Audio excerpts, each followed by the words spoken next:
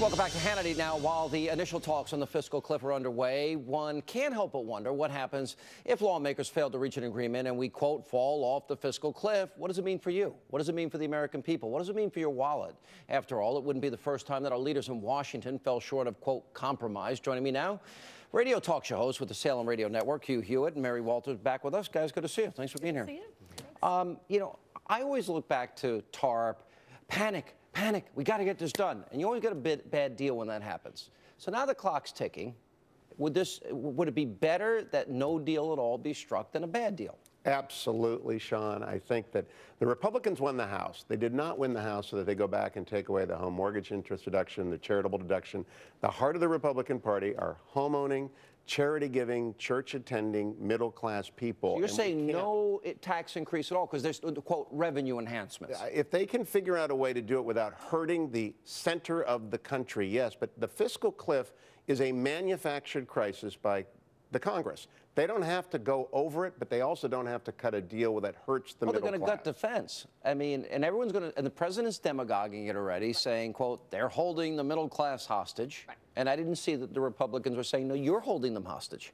You know, why don't they reverse these things? Well, that's what's so frustrating about the Republican Party is they need a marketing expert. They really truly do, because they sit there and they're almost impotent about it and they just take it and they allow Obama. He doesn't lead. If he was a leader, he would get a compromise. He would work with the Republicans. And look, I do think they're going to have to raise taxes. I think that's going to be part of the compromise. But at the same time, I think Republicans need to demand certain cuts to entitlements, and they need to be on paper. They need to be part of it. Quote, blank backwards. And I'm serious about this. It's always, you get the tax increases, you never get the cuts. You never get the cuts. It's got to be part of it. You can't just get a promise down the road. But I'm not with you. I disagree. I don't want any tax increases. I don't want them either. I don't want them, but I think it's going to happen. A $55 billion cut in defense spending is pretty bad. But the idea of raising taxes at this crucial time, especially on the middle class, is worse. And I think that they had a nice talk today. They should always talk. You should always go when the president acts. Be respectful. But they don't have to cave. That's not, the Republicans won the House. They won the majority back. They have their mandate. Yes. Exactly. And that mandate is not to go back and get rid of the home mortgage interest deduction, or especially the charitable deduction. That would destroy the not-for-profit sector. It would throw thousands of people out of work. And Mary, you know what happens when you take away the social safety net. It will hurt the people that the Democrats claim to be on behalf of. Oh, absolutely. I agree. I agree with you. And I don't want to see taxes go up. Please don't get me wrong. I don't want to see it happen at all. How does the conservative base respond if Republicans cave? What do they do?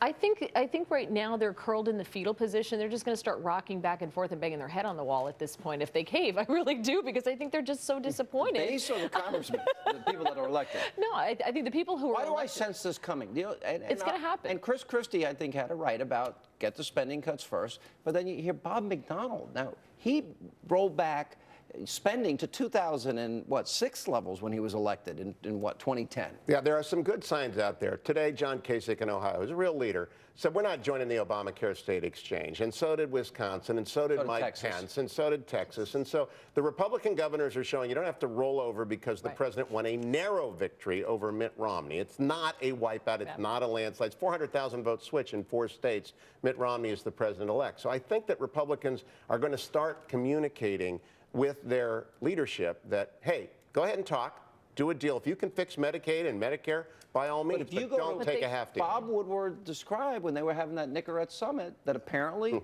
John Boehner was willing to go a lot further than he was saying publicly. And if he does this, what do you think the result will be? Well, I think you're going to have this on top of the Obamacare tax, which is coming, which people politically politically for the leadership in the House. Do you think there will be a uprising? Let me be more specific. Yes, and I think that you will see in the recruitment of candidates the resurgence of the Tea Party if the deal is understood not to be any particular thing other than wrong. If it's wrong, if it's not a good deal, if they don't get good spending cuts, if they don't get fiscal discipline, they will be punished. And Reince Priebus is going to be the new chairman again, and he's got to be talking right now. We're going to lose money, support, organizing candidates if they cave. See, the problem is the Democrats are so good on marketing. They're so good at selling it that even if the Republicans do the right thing, it's going to somehow be their fault. The Democrats turn everything around, and the Republicans are awful at selling what the right thing to do is. I agree with you. I think they need some really they need to adopt some of the tactics of the left. Yes, without the lies. Absolutely. I wouldn't And throw a recommend couple lying. in with the heck. No, but they need to be able to No, you're fight right. and get their ideas across without Absolutely. allowing the Democrats to position them Yep. as people And that they they're don't. not hating women, hating Yep. minorities, hate.